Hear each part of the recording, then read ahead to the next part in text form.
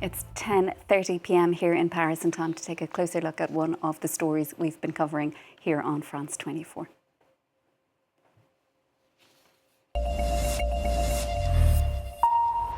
This is apropos. Well, as Israel intensifies its offensive in northern Gaza, where hundreds of thousands of people are trapped, the UN is again warning of the risk of famine today, World Food Day. It comes after the US ordered Israel to improve aid deliveries to the territory. Apart from Gaza and the occupied West Bank, people are at the highest risk in countries like Mali, Haiti and Sudan. Solange Moujan has more.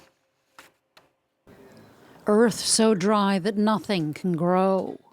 A once-packed city where vegetables and fruit, let alone a safe place to shelter, are things of the past because the bombs keep raining down and the aid is being blocked at the border. Inflation so high that bread is a treat. A child whose future is in peril. For even if one day there is enough food to eat, his mental and physical growth could be stunted for life. Food is, after air and water, the third most basic human need.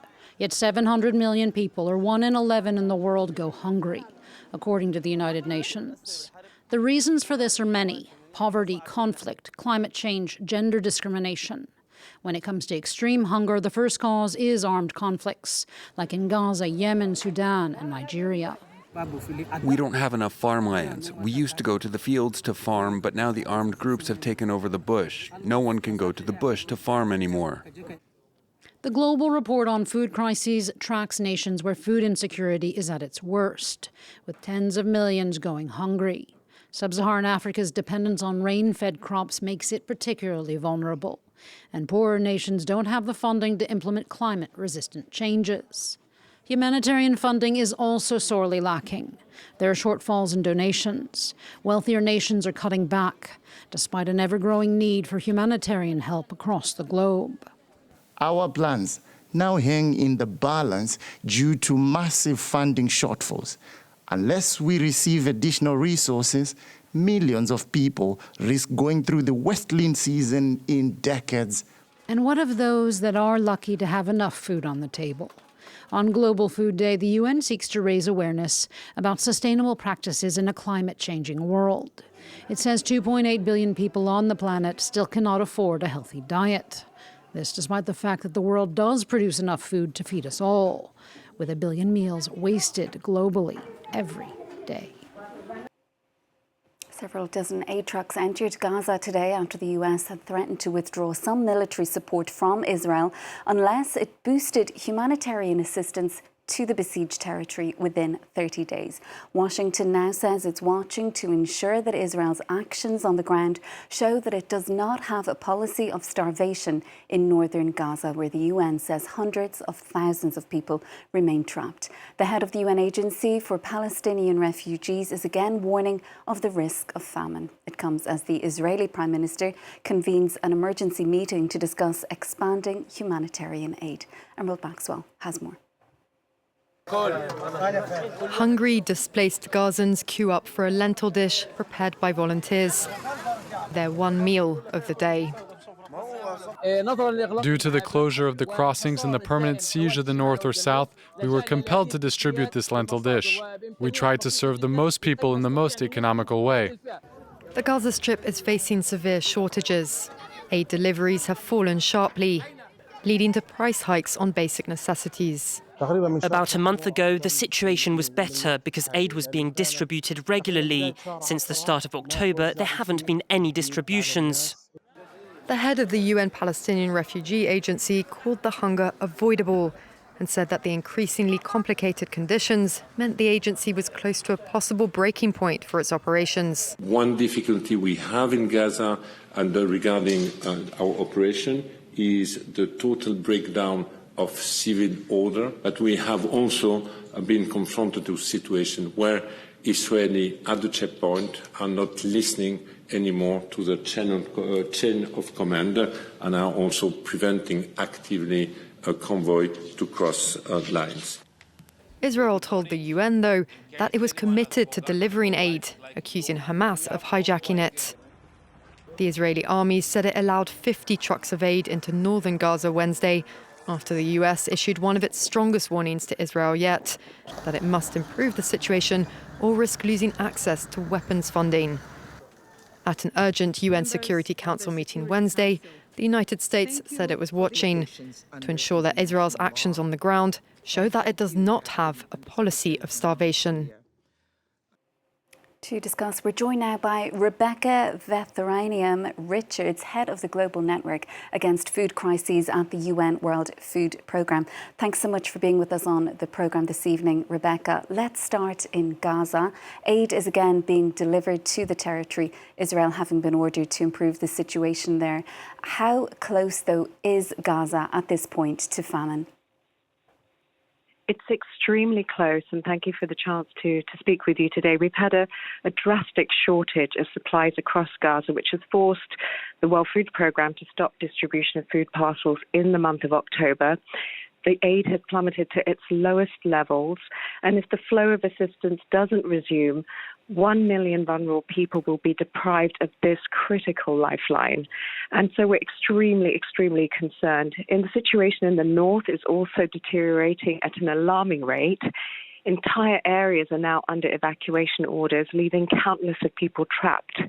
Families are unable to escape, and this also means that we have no means to be able to provide the vital assistance that they so desperately need. And Rebecca, the World Food Programme says hunger is one of the most solvable problems in the world, but with so much conflict, particularly in Gaza, how can this problem be resolved? You know, today is World Food Day, October the 16th, and it's when we remember and mark the fact that food is a basic human right. Now, conflict is the number one driver of hunger, and that's the key issue that we see documented in our main reports, the Global Report Against Food Crisis. Gaza, Lebanon, Haiti, Sudan, South Sudan, Afghanistan, they're all at the top of the mind when it comes to the most extreme levels of catastrophe, when it comes to food security. And importantly, this year, we've seen famine declared for the first time since 2020 in Sudan.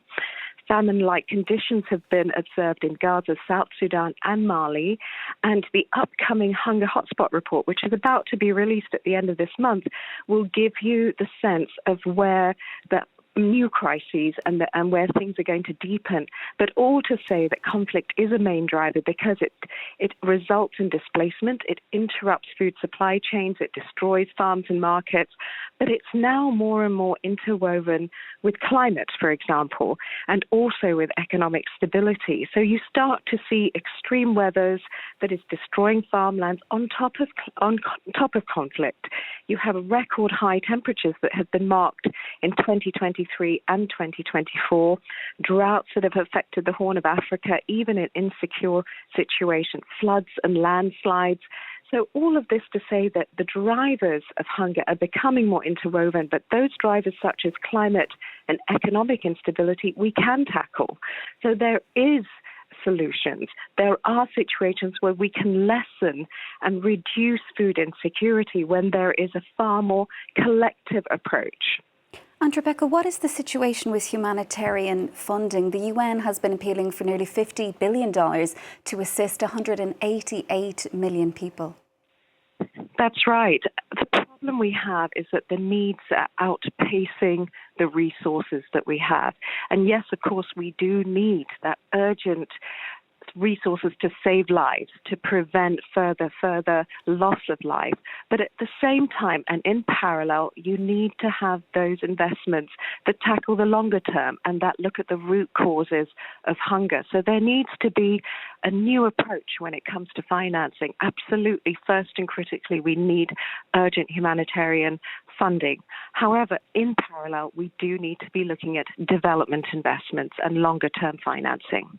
And the World Food Programme also says there have been some success stories around the world, in Brazil, for example. So what can we learn from what's happening there? We can learn so much, and it's brilliant that Brazil is now taking the helm of the G20 Global Alliance Against Food Security. If you look at their offer, they have so many lessons that they can convey to the rest of the world when it comes to tackling hunger. And that spans a variety of areas. It looks at, for example, the policies that are needed at a national level to support governments in preventing hunger in their countries. Brazil is excellent for that. The Bolsa Familia model of Brazil connects right the way through communities, from farm to market, school meals, right into farming, local production, into the schools, being able to access markets, the infrastructure, the roads that are needed, the trade policies that are needed to ensure that they all come together. Food security is complex, and Brazil is one of the best countries, I think, when it comes to teaching others and sharing with others what they've been through so that we can move forward together. And Rebecca, before the outbreak of war in Ukraine, also war in Gaza, were hunger levels actually diminishing around the world overall? We have had many hotspots that have improved.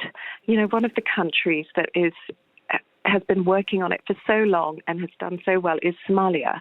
But that's not to say there is a constant recurrence of food insecurity, acute food insecurity, but there is definitely a lessening. So if you look at our fragile countries, there are places where there's been improvements, where security has done better, but also where the right investments have taken place, and where you can see large pockets, especially in the Sahel, I would say in parts of Niger and others, where you have a combination of interventions that over time has reduced food insecurity. So there are successes we can learn from. There are successes within fragile countries that we can learn from. We'll end on that